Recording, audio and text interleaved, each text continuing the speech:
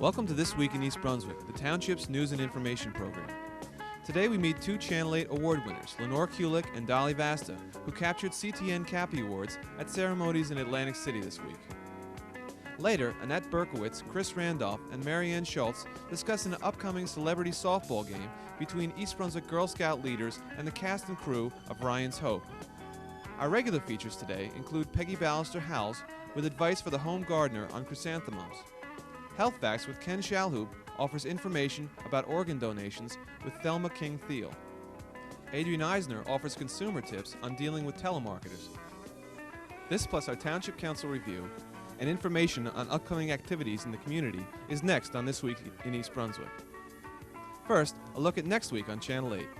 Monday at 10 a.m., Look Great, Feel Great comes to you with aerobics and exercise, followed by storyteller Alice Yucht on LMX Kid Stop. Tuesday at 6:30 p.m., Optimal Conclusions from TKR Cable asks if resource recovery is the answer to the garbage crisis. Wednesday evening at 7:30, Dolly Vasta interviews actress, drama coach Mimi Gina on For Art's Sake. Thursday night at 8:30, Mayor Fox discusses the master plan with Jay Lynch and Nelson Silver on About East Brunswick. Tune in again next Thursday at 7 and 8 for an all-new This Week in East Brunswick, and watch our program guide for repeats and announcements of special high school sports coverage. Now let's join Sharon Karmazin in the studio with some award winners. Hi, this is Sharon Karmazin at the library. I'm so pleased to have with me today two of our Channel 8 hosts, Lenore Kulik from Look Great, Feel Great, and Dolly Vasta from For Art's Sake.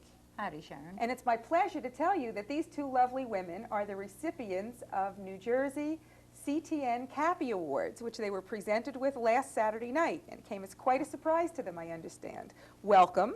Thank you. Tell us about the award. What's a Cappy, Lenore? It's an acronym for Cable Award for Programming Excellence, and it's for the CTN channel, which airs in East Brunswick as well as throughout the entire state. So your shows are seen not only on Channel 8, but over Channel 61 Yes. in East Brunswick, and also CTN throughout the state. Throughout all of New Jersey. Now, Dolly, your program won for Best Series in what category? Okay, it was the best series for culture, community produced. And yours was? Best series, Today's Life. So both of you won for the total series, the whole body of That's work, right. because I know CTN also gives prizes for Best Show, because Single Dolly, shows, right. you won last year for that category, right? Which is kind of nice because we got our feet wet last year. And this was the one we really wanted this year. Of course, if truth be known, somewhere down deep in your heart you'd like to take them all. You really would. But today's series, it It's shows more exciting. of all of your work rather than Right. just one show. It's also more complimentary to all of your guests because it's the entire package that has made it win. Now, who picks the awards? How are they selected? They have a group of objective judges who I understand they put in a room and they play all the shows that are being considered. And then they decide on which ones they feel are the best. I would have loved to have been a fly on that wall. I really sat It's in always and listened to that. challenging. You know, I guess each of us has judged something along That's the right. way, has been in that position. It's always a challenge. I think people take it pretty seriously. You know, not only this, but when it's judged, you can send a show or a picture, as you know, from a juried art show to 3 different panels. One panel will love it, one panel hate it, and the other panel thinking, So you don't really know, and you might think what you're sending is a dynamite piece of material. But until those people sit there, as you say, locked in that little room, you don't really know what is going to happen. I figured they've been watching talk shows the whole time, and then up came my show, and That's they said right. music, dancing. Sure. Although I did have interviews also as part of the series. I wanted to cover my interviews as well as my exercise shows. And actually, it was the tights that you wore. I mean, come on, those zebra and leopard stuff, that's pretty good stuff, You have to Lenore. get their attention, That's Dolly, right. somehow. It's like So the now, old joke. do I understand the two of you didn't really even know you were being seriously considered? You send in tapes, there were really no announced nominations. No. So No. you're there and you kind of wait until the envelope, please, and you hear you've been nominated, and then you hear your name. What does it really- feel like? Ad nauseum. No, it really does, because it is the most beautiful ballroom. It's the Trump Plaza Ballroom, and they have this enormous screen up on the wall with Cappy Award, and Just like they do it with the Emmys. Right, and just as they announce the shows, the tape rolls, and it goes up on this huge screen for everyone to see, and you're watching all these wonderful things win, and you're saying to yourself, am I really as good as that?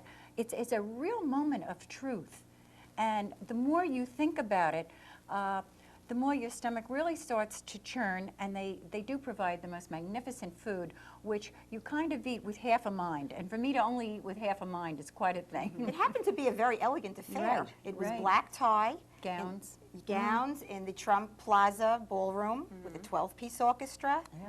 with a delicious dinner. I mean, they really did it up beautifully. Now, you were on the committee, Lenore, is that Yes, right? So you yes. were a presenter also. Yes, and what was really exciting is that I had the opportunity to present Dolly and Chuck with their trophy, their award. Yeah. And that was really a thrill for me. That's You were so terrific. funny, too. You opened that envelope, because they go through the whole bit, the envelope, please, the roll of the drum, and you're sitting there gripping your chair, and Lenore goes, ah!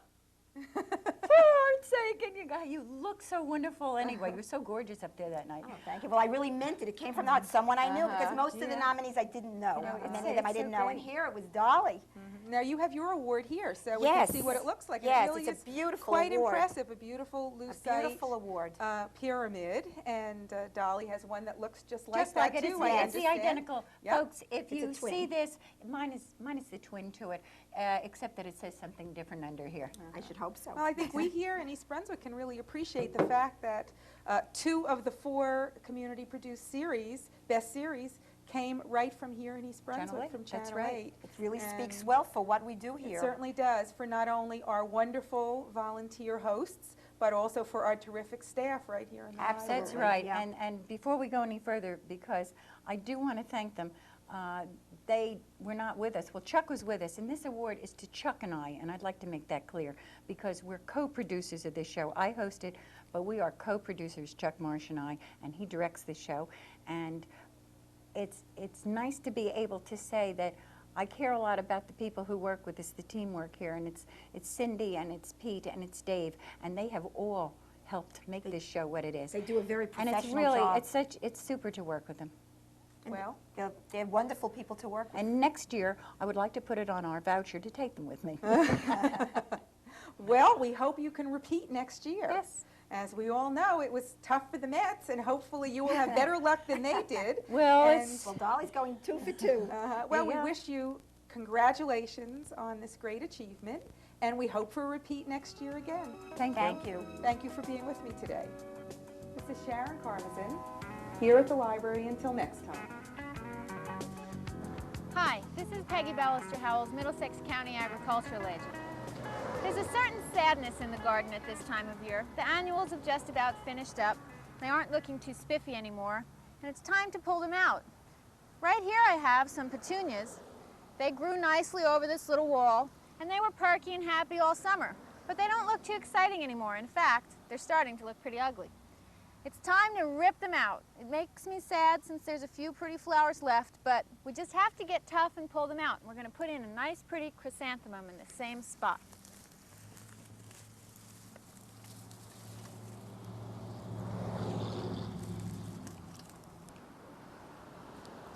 Okay, the petunia's gone. I'm pushing away some of my wood chip mulch here because we don't want to really turn that over when we turn over the soil. Okay, now my maple tree is not cooperating. Okay, so we want to turn this over in the corner, make the soil nice and loose. Now you have to remember one of the things about planting chrysanthemums in the fall. Even though they are a fall blooming plant, don't expect them to overwinter. If they're planted in the fall, the roots don't really get a good enough time to establish themselves, so chances are they're not going to come back in the spring. If they do, just consider it a bonus. But you can still enjoy them for a long time in the fall. If you want your chrysanthemums to become perennial so that they come back every year, it's very important to plant them in the spring. I'd say late April or early May is a good time, provided they've been hardened off, and that's the best time to plant mums if you want them to keep coming back every year. In the meantime, fall planting fills in the bare spots and gives you a nice, pretty burst of color in the fall. Okay, that hole looks pretty good. Now, I have this pale pink mum. It has a few flowers that have already faded on it. So we want to make sure we take them off. Okay, it looks like I've got most of the dead flowers off. It's important to remove the dead flowers because it's the dead flowers that become seeds. And when the plant makes seeds, it takes strength away from the rest of the plant. So you don't want to leave any dead flowers on here to mature into seeds. That looks like most of them. Okay. These are kind of heavy. There's a fairly large root ball on them. These were field grown. Well, it's not cooperating, but I think we got it. Okay.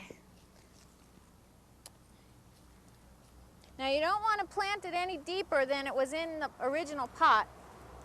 And I think I want to turn it a little bit. There we go. And then push the soil back around. And make sure that you water it in thoroughly after you've got it planted. This maple's still not cooperating. Okay, pack it in. Press it down. Don't press it down too hard.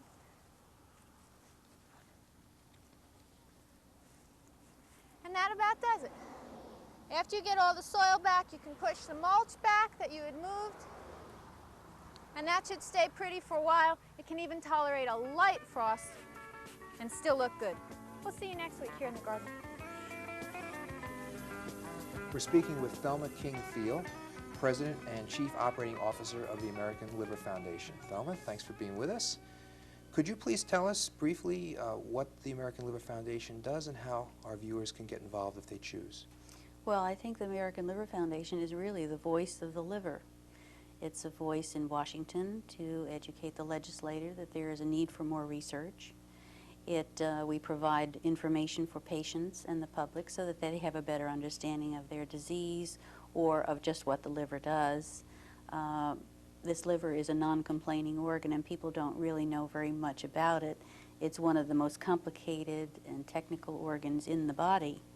We need to know a lot more about it, so we need to have more research done. Mm-hmm. And the Liver Foundation helps families afterwards if they have liver problems? Well, if you found out that you had a liver problem and you didn't know where a good liver specialist was, you could call our office, and we have a listing of liver specialists in every area of the country. We also have a listing of where the liver transplants are being done. We could refer you there.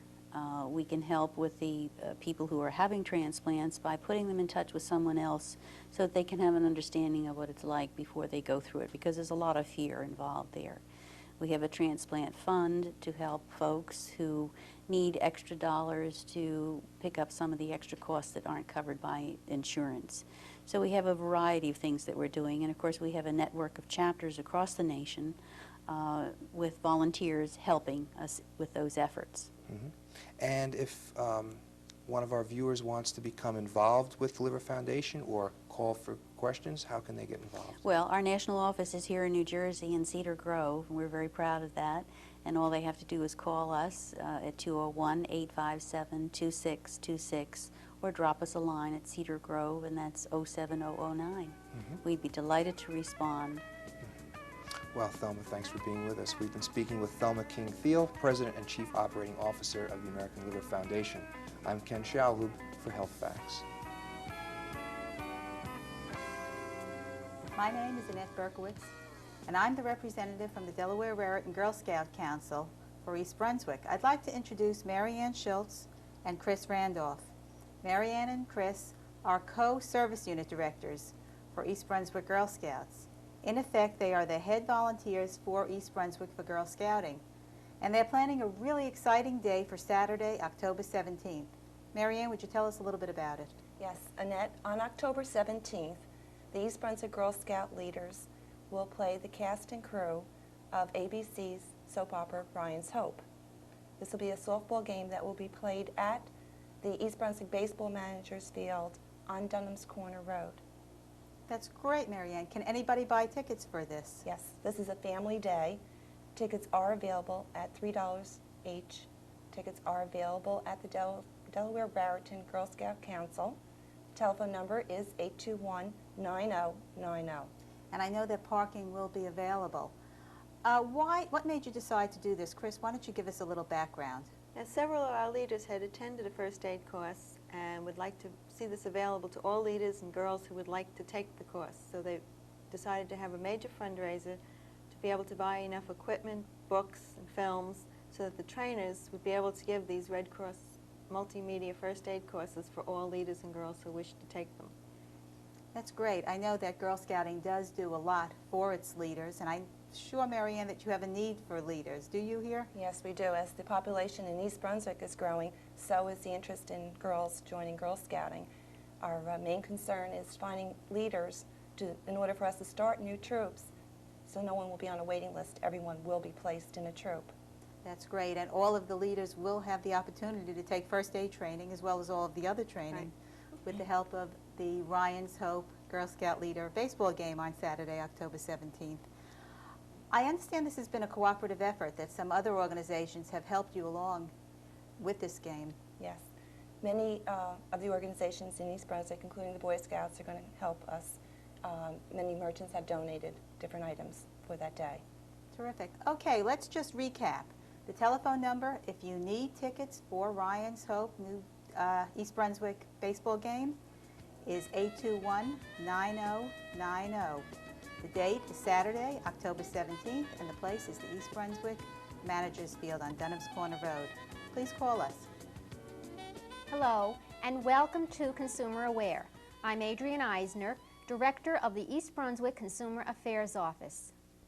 The Federal Trade Commission estimates that American consumers lose $1 billion a year from the deceptive peddling of goods and services over the telephone. The great majority of companies involved in telemarketing are reputable firms which use the telephone to sell quality goods and services.